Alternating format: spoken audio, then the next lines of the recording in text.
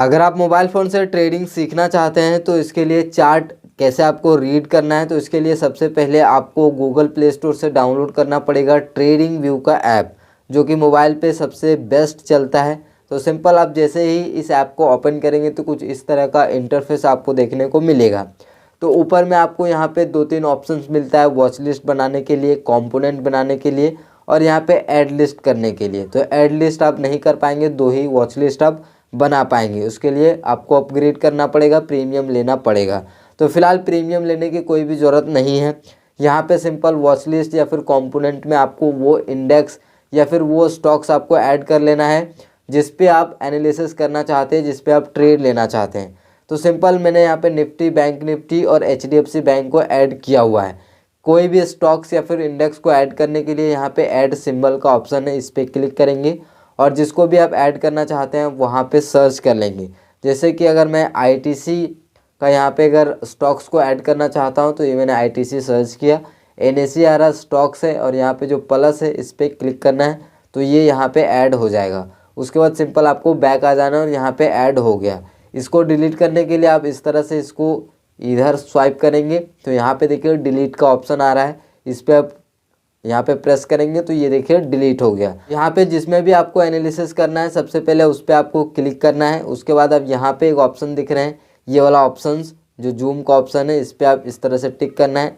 Add आएगा तो यहाँ पे आपको कट कर देना है। तो सिंपल कुछ इस तरह का इंटरफेस आपको देखने को मिल जाएगा।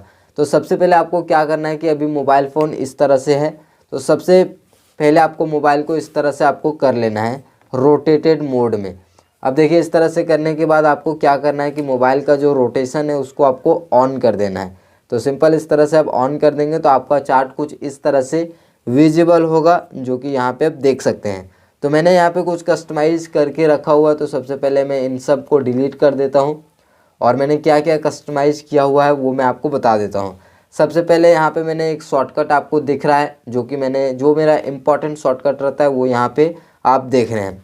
उसके बाद यहाँ पे बहुत सारा जो आइकन वगैरह आ जाता है उसको आप सिंपल क्या करेंगे, यहाँ पे चले आएंगे, यहाँ पे फिर से चार्ट पे क्लिक करना है, 3 लाइन पे क्लिक करना है, 3 डॉट वाला ऑप्शन पे, और यहाँ पे सबसे पहले आपको चार्ट सेटिंग पे आ जाना है। चार्ट सेटिंग पे आने के बाद आपको क्या करना है कि यहाँ पे जो ये सब वैल्यू वाला है ये सब आपको बंद कर देना है। ये देखिए यहाँ पे बंद कर दिए हैं, सो दैट यहाँ पे हमारा थोड़ा सा चार्ट जो है क्लियर रहे। तो छोटा मोटा जो है आप सेटिंग्स यहाँ पे करके रख सकते हैं, तो आपका जो चार्ट है कुछ इस तरह से दिखेगा। उसके बाद आपको क्या करना है कि यहाँ से 3 डॉट पे क्लिक करना है और फुल स्क्रीन पे रखना है, सो दैट आपका चार्ट जो है थोड़ा सा बड़ा दिखे। तो चार्ट रीडिंग करने से पहले आपको कुछ बेसिक चीज़ों के बारे में पता होना चाहिए, जैसे कि कैंडल स्टिक, चार्ट पैटर्न, इन सब बारे में आपको पता होना चाहिए। थोड़ा बहुत सपोर्ट रेजिस्टेंस कैसे मार्क करना है इसके बारे में पता होना चाहिए।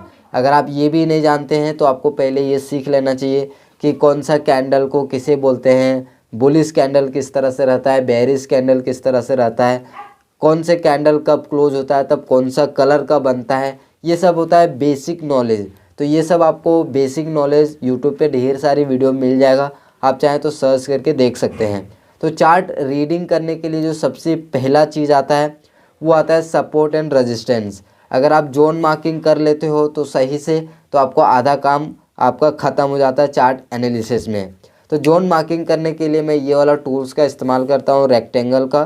तो जोन मार्किंग के लिए या फिर जो सपोर्ट रेजिस्टेंस मार्क करने के लिए सिंपल सा आपको क्या करना है कि सबसे पहले तो इस जहाँ जहाँ से आपको फॉल दिख रहा है बड़े बड़े, वहाँ पे सिंपल आपको लाइन मार्क कर देना है। जैसे कि यहाँ से एक बड़ा सा फॉल दिख रहा है, तो ये देखिए यहाँ पे मैंने इस टूल्स को लगाया और ये यहाँ से मैंने इस तरह से इसको मार्क कर दिया। तो ऑटोमेटिकली आप देखिए यहाँ से फॉल आया है, तो दोबारा जब इस जगह पे आएगा तो ऑटोमेटिकली या तो होल्ड करेगा या तो दोबारा फॉल आ जाएगा, मतलब दोबारा डाउन आ जाएगा।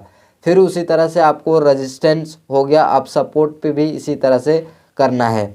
जैसे कि फिर आप यहाँ पे देखेंगे तो यहाँ से भी नीचे आया हुआ है और इस तरह से आप सिंपल मार्क कर देंगे।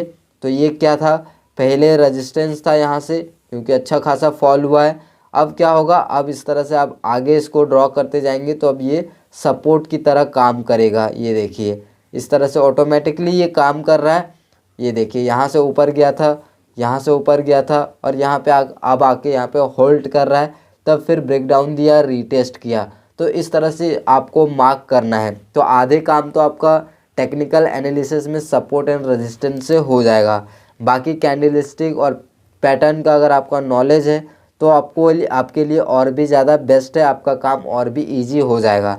अब देखिए बड़े बड़े तो आपको फॉल्स और ऊपर जो जैसे कि यहाँ से नीचे आया, यहाँ से ऊपर गया, तो ये तो हमने मार्क कर दिया, बट इसके और इसके बीच में बहुत ज़्यादा गैप है। तो इसके लिए हमें थोड़ा सा जो माइनर जो लेबल्स होता है वो भी मार्क करने पड़ते हैं। तो यहाँ से हम एक माइनर लेबल भी मार्क कर सकते हैं। ये देखिए इस तरह से कुछ माइनर लेबल हम मार्क कर सकते हैं। जैसे यहाँ से नीचे आया छोटा सा, फिर जब यहाँ पे गया तो ये छोटा सा यहाँ से नीचे आया, फिर जब इस लेवल को टच किया तो देखिए यहाँ से नीचे आया। तो इस तरह से सबसे पहले तो आपको बड़े लेवल्स में मार्क करना है, मतलब कि जो बड़ा बड़ा फॉल है या फिर ऊपर गया है, सपोर्ट रेजिस्टेंस मार्क करेंगे। उसके बाद उसके बीच में जो छोटे छोटे मूव है उसको भी आप मार्क करेंगे। तो ये थोड़ा सा चार्ट एनालिसिस का फर्स्ट स्टेप हो गया।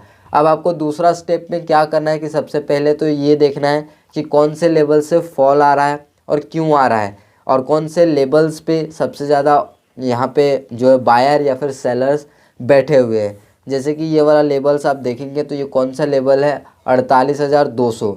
जब भी इस लेवल पे यहाँ से फॉल आया तो फिर से अगर 48,200 पे जाता है तो ऑटोमेटिकली यहाँ पे फॉल आने की जो संभावना है वो ज़्यादा रहेगा। उसी तरह से आपको यहाँ पे जो ये वाला साइड है उसको बोलते हैं स्ट्राइक प्राइस। तो उसी तरह से आगे भी आप यहाँ पे मैं आपको मार्क करके दिखाता हूँ।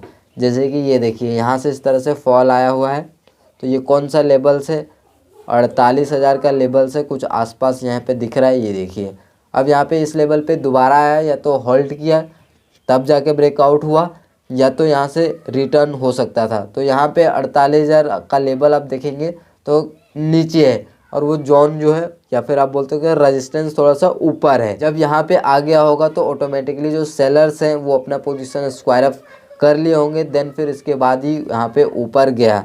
तो आपको ये पहले पता चलना चाहिए कि हाँ ये वाला लेबल्स पे सेलर एक्टिव है, यहाँ पे जाएगा तो सेल लोग करेंगे। और नीचे के लिए आपको सिंपल उसी तरह से आपको यहाँ पे बायर अवेलेबल है, तो जब भी इस लेवल पे आएगा तो बार बार यहाँ से बाइंग हो सकता है, जिसे हम सप्लाई और डिमांड जोन भी कहते हैं। जैसे कि ये देखिए यहाँ से आया, फिर से ऊपर गया, फिर यहाँ पे आया, फिर से ऊपर गया, फिर से यहीं से ऊपर गया। तो इस तरह से यहाँ पे आपको एनालिसिस करना है। ये फर्स्ट स्टेप था। फर्स्ट स्टेप में मैं आपको इतना ही बताऊँगा, बाकी आने वाले वीडियोज़ में मैं आपको इसको डिटेल्स में आपको बताऊंगा कि आपको दूसरा पार्ट में आपको क्या ध्यान देना है। तो फर्स्ट स्टेप में मैंने आपको क्या क्या बताया कि सिंपल आपको जहाँ जहाँ से बड़े बड़े फॉल्स है वहाँ से आपको मार्किंग करना है। जैसे कि ये देखिए यहाँ पे भी मैं आपको दिखा देता हूँ। तो सबसे पहला काम जो होता है चार्ट एनालिसिस में वो यही होता है कि आपको इस तरह का जोन मार्किंग करना होता है। ये देखिए इस तरह से आप यहाँ पे करोगे तो ये देखिए यहाँ से मार्केट नीचे आया, फिर जब नेक्स्ट टाइम यहीं पे गया तो फिर यहीं से नीचे आ गया, ठीक है क्यों। और ये वाला लेवल्स कौन सा है आप देख सकते हैं 47,200। तो इस तरह से आप जब भी सपोर्ट लेगा तो यहाँ से अगर सपोर्ट लिया है तो नेक्स्ट टाइम जब जब यहाँ पे आएगा तो इस तरह से सपोर्ट लेगा। ये देखिए यहाँ से ऊपर गया, फिर से सपोर्ट लिया, फिर से सपोर्ट लिया, फिर से सपोर्ट लिया। अब जब ब्रेक हो गया तो यहाँ पे रेजिस्टेंस लेगा, फिर ऊपर जाएगा तो सपोर्ट लेगा। तो ये सिंपल बेसिक था, ये आपको नॉलेज होना ही चाहिए अगर आप चार्ट एनालिसिस करना चाहते हैं तो। और साथ ही साथ आपको कैंडलस्टिक और पैटर्न का नॉलेज होना चाहिए। जैसे कि ये वाला कौन सा पैटर्न है आप यहाँ पे देख सकते हैं, इस तरह का जो पैटर्न होता है उसकी भी नॉलेज आपको होनी चाहिए। ये देखिए इस तरह का पैटर्न जिसको हम एम पैटर्न बोलते हैं। तो ये देखिए यहाँ पे एम पैटर्न बना हुआ है। तो M pattern, W pattern, head and shoulder, ये सब जो पैटर्न है आपको नॉलेज होना चाहिए। और थोड़े बहुत जो कैंडलस्टिक का भी नॉलेज आपको होने चाहिए फॉर चार्ट एनालिसिस के लिए। तो आई होप कि आपको बेसिक समझ में आया होगा। बेसिक समझ में आया तो इसके और भी मैं आपको पार्ट बना दूंगा। तो वीडियो अच्छा लगा तो लाइक करिए, चैनल पे नए हैं तो सब्सक्राइब करिए।